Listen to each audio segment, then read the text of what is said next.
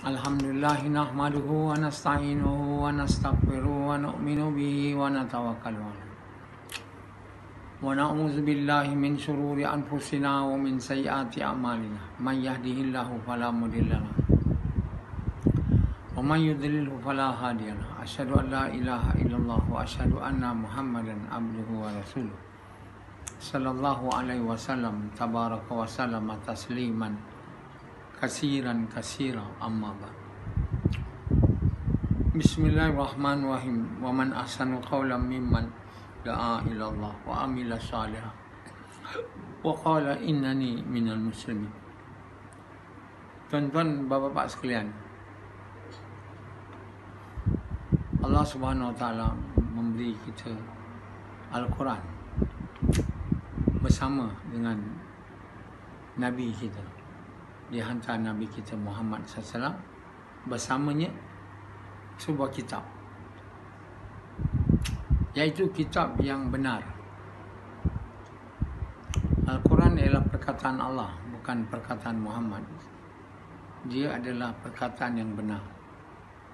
Jadi sesiapa yang ikut Al-Quran, maka dia telah mengikut jalan yang benar. Jalan yang benar adalah jalan yang menuju Allah, iaitu akhirnya dia akan dapat menjadi kekasih Allah. Satu lagi jalan, banyak jalan yang satu lagi. Yang jalan yang lurus ini, jalan yang benar ini, jalan yang benar ini dia satu je. Dia tak banyak jalan. Tapi yang jalan yang tak lurus, yang tak benar tu dia banyak. Tapi dia punya matlamat tu sama lah, iaitu mencapai apa tu, kebahagiaan dunia, tak ada akhirat. Orang yang ikut jalan tak benar ni, dia tak ada percaya pada akhirat.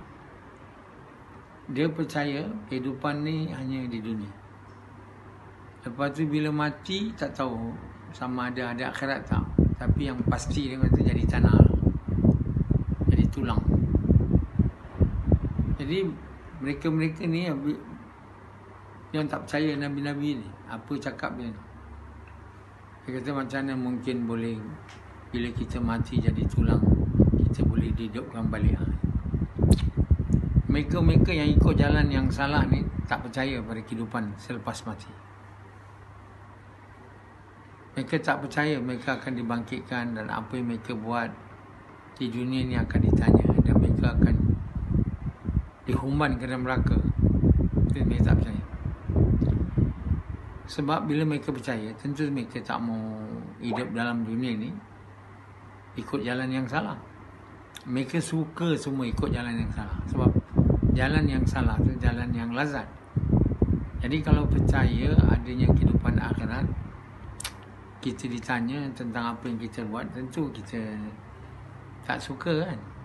Kita suka tak ada kehidupan akhirat, kita tak akan dibangkitkan, kita tak akan ditanya.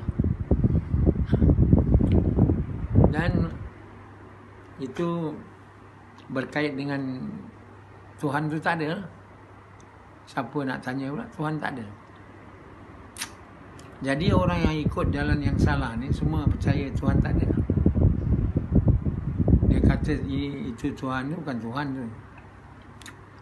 Tuhan ialah Allah. Jadi bila mereka tak percaya pada Allah Tuhan, mereka tak ada Tuhan, melainkan nafsu. Jadi mereka tu sebenarnya tak percaya adanya Tuhan yang berkuasa. Tiada Tuhan melainkan Allah tu tak ada. Tuhan mereka tu pun Tuhan tak ada kuasa untuk bagi faedah atau bahaya. Mereka jadi batu Tuhan, pokok Tuhan, makhluk seperti mereka. Jadi mereka sebenarnya tak ada Tuhan. Mereka tak percaya ada Tuhan. Jadi kenapa? Bila tak ada Tuhan, tak ada siapalah nak tanya. Jadi bila tak ada siapa nak tanya, tak ada kehidupan akhirat, jadi kat dunia ni bolehlah buat suka hati. Bila nak puasa, puasa lah. Tak nak puasa, tak apa. Puasa saja. Nak puasa tak nak puasa. Saya takut dia. Sebulan 2-3 hari puasa. Lain semua tak puasa. Bila buka puasa, dia pun duduk sama. Allah bagi tahu orang yang berpuasa ni ada 2 kegembiraan. Nabi beritahu. Satu, kegembiraan ketika berbuka. Kedua, ketika masuk syurga. Jadi orang berpuasa ni, dia bila nak berbuka, Allah bagi dia gembira. Sebab itulah masa dia nak taat perintah Allah, makan untuk suka Allah. So Allah bagi dia kegembiraan setelah taat 1 hari tak makan minum, tak cakap benda buruk. Tapi yang tak puasa tu, yang di belakang kita dia makan tu, bila dia buka, orang tak tahu yang dia tak puasa. Dia je tahu dan Allah tahulah. Dia makan senyap-senyap, tapi pasti dia tak ada gembira. Dia makan sama macam orang makan buka, tapi dia tak ada gembira. Tak bagi gembira sebab dia langgar perintah Allah. Gembira ni hanya bila taat. Tak ada gembira, buka makannya dengan orang lain yang berpuasa, tapi dia tak ada gembira. Itulah keadaan manusia kat dunia. Dia langgar perintah Allah, dia dapat benda, tapi dia tak gembira. Duduk kat dunia ni tak ada gembira. Dia nak gembira, tapi tak ada. Dapat duka cita dan gundah gulana. Jadi semua mereka yang langgar perintah Allah dalam dunia ni, dia takkan dapat bahagia, takkan dapat duka cita. Dia tidak akan dapat bahagia, dapat duka cita. Macam orang tak puasa tadi lah. Waktu berbuka dia tak dapat gembira, dia dapat duka cita. Cuba kau tanya orang yang tak puasa, yang makan dengan kita tadi. Jadi kalau kita duduk dalam dunia ni langgar perintah Allah, kita takkan dapat bahagia, tenang, tak dapat duka cita, tak habis-habis masalah. Sebab itu Nabi SAW bagi tahu, semua yang mengucap kalimah ataupun bersaksi tiada Tuhan melainkan Allah, Muhammad tu Rasul Allah, akan dapat faedahnya. Faedahnya apa? Hilang duka cita, tidak ditimpa bala bencana. Jadi orang yang taat perintah Allah bukan maksudnya puasa je. Seluruh kehidupan dia di dunia ni dia taat perintah Allah. Setiap minit apa yang dia buat, semua kerana Allah suruh dan untuk suka Allah. Baik dia makan, baik dia minum, dia berjalan, dia berpuasa, dia semayang, dia buat kerja dakwah, dia bangun malam, apa je dia buat, dia bagi sedekah, semua kerana perintah Allah dan untuk suka Allah. Dan dia taat semua setiap waktu. Dia tahu apa Allah mahu, dia berbuat seperti mana Allah mahu. Jadi Allah akan bagi dia kehidupan yang tidak ada duka cita, dan dia tidak akan ditimpa bencana. Kalau dia hidup 60 tahun, begitulah keadaan dia. 60 tahun tak ada duka cita, tak ada gundah gulana, tak ada musibah.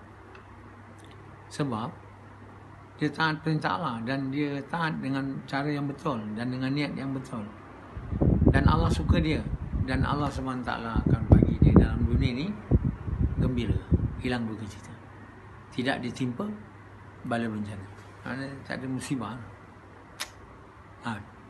Dia tak ada masalah. Sebab apa? Semua benda buruk datang kat dia pun jadi baik. Benda baik apa lagi? Siapa yang nak buat tak baik kat dia, tak dapat. Allah pelihara dia. Orang nak bunuh dia tak boleh, melainkan masa mati dia nak datang, dah datang. Dan dalam apa pun dia buat kebaikan dia. Apa saja dia buat baik. Dia tak ada buatlah benda yang melanggar perintah Allah. Semua yang dia buat, semua taat perintah Allah. Macam saya diberi oleh Allah alat untuk tahu apa Allah mahu, dan saya berbuat sebenarnya dia mahu. Jadi saya setiap keadaan, setiap masa sentiasa dalam pemeliharaan Allah. Bagaimana mungkin saya dapat duka cita? Bagaimana mungkin saya dapat tak gembira. Tapi kamu, apabila kamu hidup dengan keadaan tak taat perintah Allah, maka kamu dapat duka cita dan sentiasa dilanda bencana. Jadi dalam dunia lagi dah tak bahagia, bukan nak tunggu neraka. Kan? Orang yang langgar perintah Allah ni, dia tak akan dibagi bahagia di dunia. Dia akan dibagi duka cita.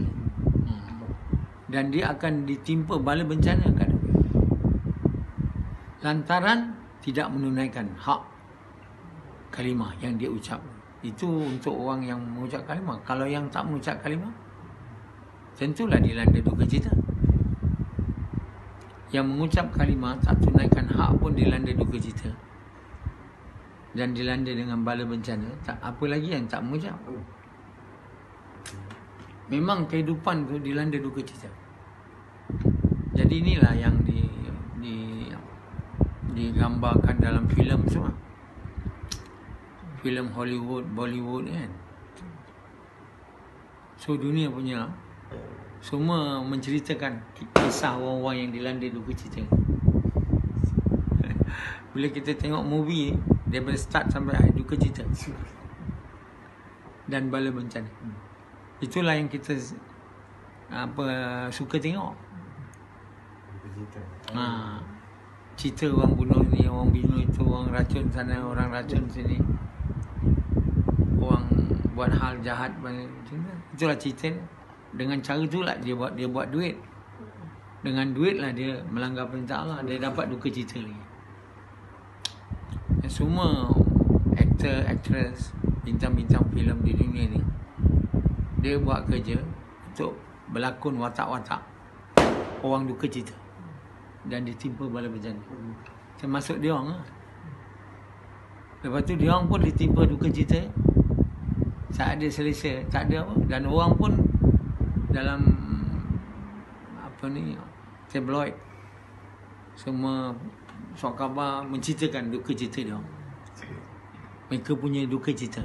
Jadi kita semua menengok duka cita, mengalami duka cita. Kita menengok bala bencana dan ditimpa bala bencana. Jadi kehidupan dunia bagi kita tak ada bahagia.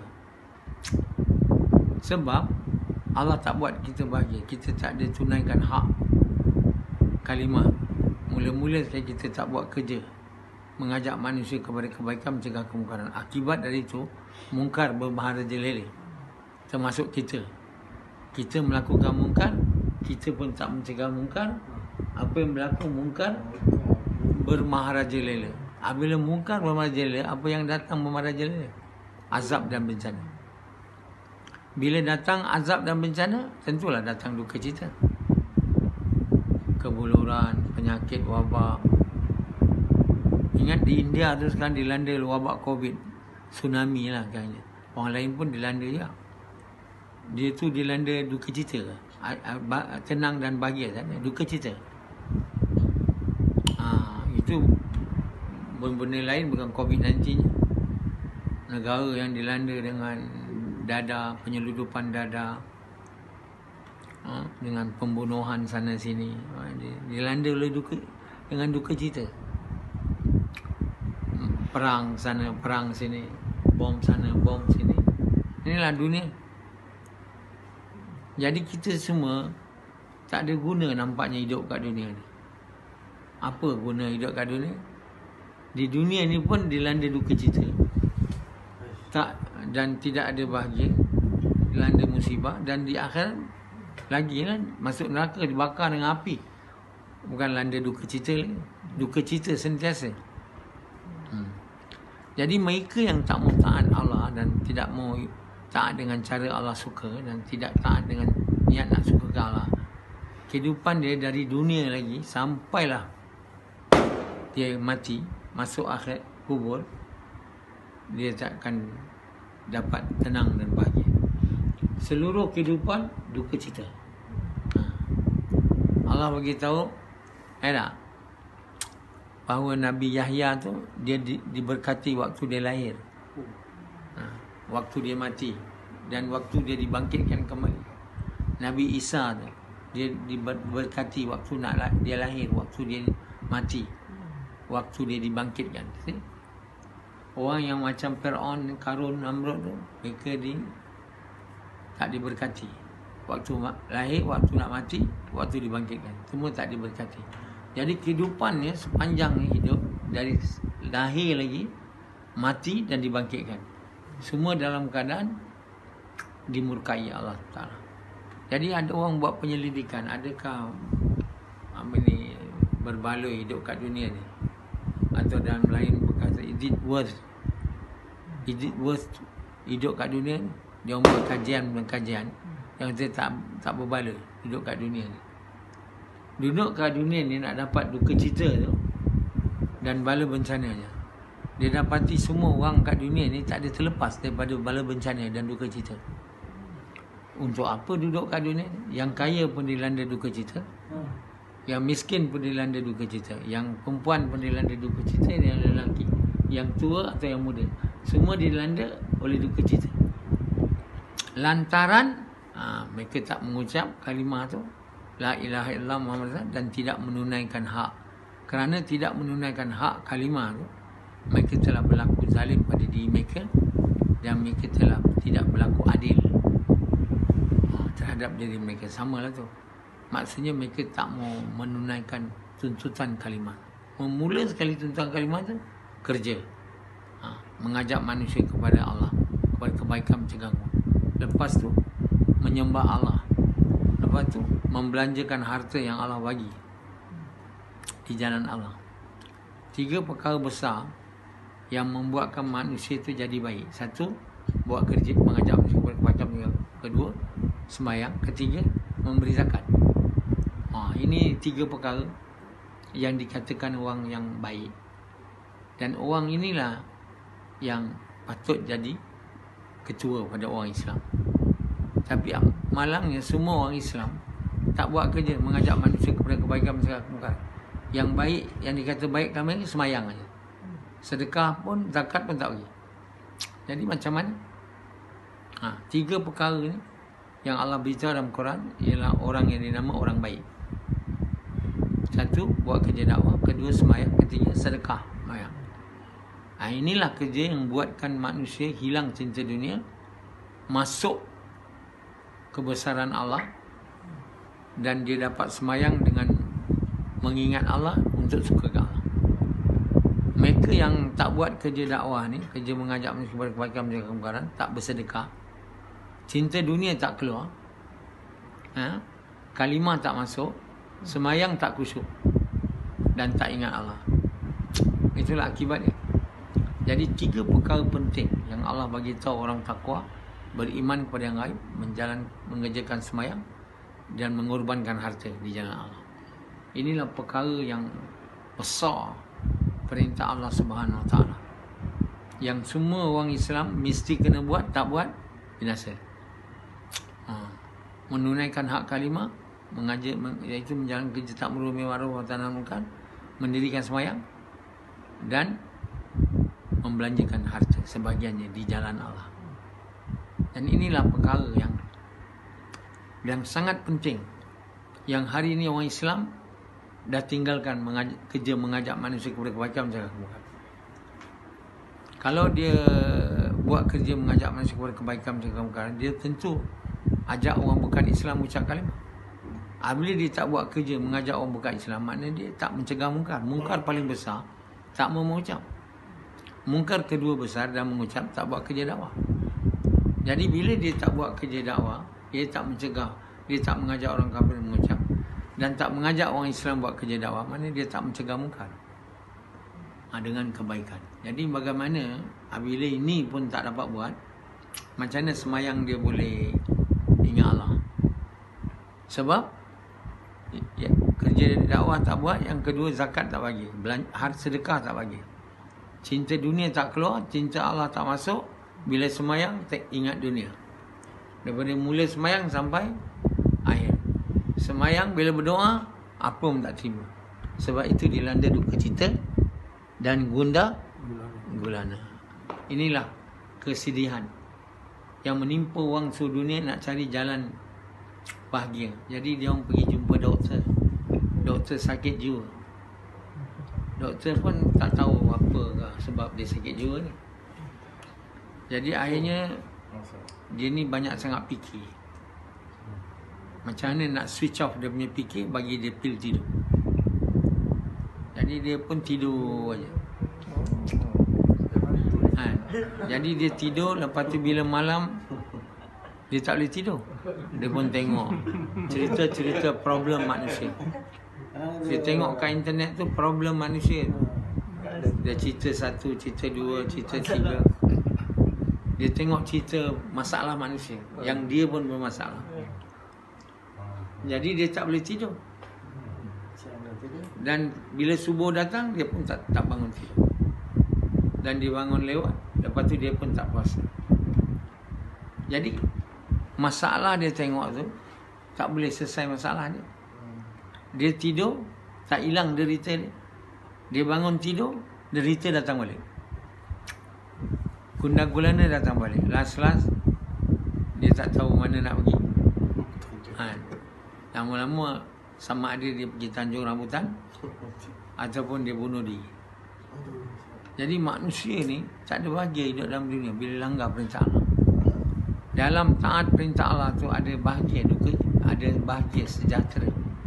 Sebab itu orang yang berpuasa, buka puasa dia bahagia. Mana datangnya? Hari ni kita nak makan benda lazat. Tapi benda lazat bila kita makan dengan tak taat perintah Allah, Allah tarik lazat. Jadi makan paling sedap bila makan bila lapar. Sebab perintah Allah ialah bila kita lapar baru makan. Tapi bila makan, bila tak lapar pun makan, makanan sedap pun tak ada sedap. Sebab yang buat sedap atau tak sedap tu bukan makanan, Allah Subhanahu Wa Taala. Buka puasa yang buat kita gembira waktu buka tu bukannya kita lapar, sebab Allah buat gembira. Begitulah dalam dunia ni. Walaupun kita ada harta, kita ada segala benda-benda lah yang kita nak, tapi dia tak boleh bagi kita gembira. Dia tak boleh hilang duka cita kita. Duka cita kita tetap akan ada. Yang bagi kita duka cita dan tidak gembira ialah Allah. Kita pun tak tahu dari mana dia datang. Tengok semua ada. Makan ada, tidur ada, rumah ada, semua ada. Isteri ada, apa yang tak ada lagi ni. Dia tak tahu, dia tak ada agama. Jadi cari sana cari situ, dia pun tak tahu macam nak hilang. Dia pun mula ambil, ada nak ambil dadah, ada ambil minum arak, ada pergi keluar main perempuan, ada pergi menari, ada pergi karaoke, ada macam-macam. Dan semua penyelesaian untuk menghilangkan penderitaan tu menambah penderitaan ada, bukan menghilangkan. Jadi pergi dengan perempuan, masalah lagi datang. Hisap dada, masalah lagi datang. Hisap arak, minum arak, masalah lagi. Jadi manusia mahu menyelesaikan masalah dia yang datang daripada perangai tak baik dengan buat perangai tak baik juga. Mana nak jadi? Jadi jalan yang sebenarnya untuk menyelesaikan masalah dia ialah datang kepada taat perintah Allah. Dan sebelum taat, dia kena bertaubat. Manusia tak boleh taat kalau tak taubat. Dia kena bertaubat. Setelah bertaubat, baru Allah bagi dia hidayat untuk taat. Sebab itu tak boleh taat kalau tak ada taubat. Jadi bertaubat ni untuk suka ke Allah ni adalah pintu untuk satu orang boleh dapat taat perintah Allah. Kalau dia pusing sana, pusing situ, tak nak taubat, dia akhirnya nak selesai masalah dia pergi buat masalah lagi, iaitu langgar perintah Allah. Dan perkara tu akan berterusan sehingga dia tak tahu jalan keluar lagi. Jalan keluarnya adalah bertaubat, taubatan nasuha. Ya ayyuhallazina amanu tubu ilallahi taubatan nasuha. Ya ayyuhallazina amanu, wahai yang beriman, taubatlah dengan taubat yang sebenarnya, taubatan nasuha. Jadi bila taubat, Allah terima, Allah buka pintu hidayat, rahmat untuk kita. Tapi sebab itu kita kena taubat bukan sekali-sekala, tiap-tiap hari. Masa tahajud, malam ni malam Lailatul Qadar, Inilah malam untuk taubat, untuk kita menginsafi perbuatan-perbuatan salah yang kita buat dan kita tak nak buat lagi lepas ni. Buat keputusan untuk pilih jalan betul. Walaupun kita dah ikut jalan betul, patut sesat, ikut jalan salah, mau datang balik, kita kena mulakan dengan taubat. Taubat itu menyesali. Maknanya menyesali perbuatan buruk dan dengan lebih baik dengan air mata keluar, menginsafi keburukan yang kita telah buat. Bila Allah terima taubat itu, maka Allah bagi hidayat untuk kembali mentaati perintah Allah. Jadi bila kita mentaati perintah Allah, baru datangnya kebahagiaan, kesejahteraan, ketenangan di dunia ni dan di akhirat. Atas maksud itu tuan-tuan, tidak ada faedahnya kita hidup dalam dunia ni dengan banyak benda. Sibuk cari benda, dia tak akan pergi ke mana. Penyelesaian semua masalah dia adalah di tangan Allah. Ada siapa boleh selesai masalah itu? Untuk datang kepada Allah, kita mengeluarkan cinta dunia daripada hati kita, baru Allah boleh masuk. Untuk cinta dunia keluar dari kita, kita korban harta kita untuk maksud buat kerja, mengajak manusia kepada Allah. Setiap hari kita kena bagi masa di tempatan kita, setengah jam, 40 minit ke 1,5 jam. 5 hari waktu semayang kita mau jaga di masjid. Dan sebulan sekali kita keluar 3 hari, 4 hari, 5 hari di bandar kita, untuk pergi ziarah setiap orang di bandar kita tu, rumah ke rumah, untuk ajak yang kafir masuk Islam, yang Islam untuk buat kerja dakwah. Setahun sekali kita bagi 40 hari, 60 hari untuk keluar di negeri-negeri berhampiran negara kita. Dan seumur hidup kita sekali bagi 4 bulan, 6 bulan, 8 bulan untuk pergi di negara-negara jauh dengan belanja yang besar di jalan Allah Subhanahu Wa Taala. Atas perkara itu, siapa sedia bangun bagi nama? Selamat minta air.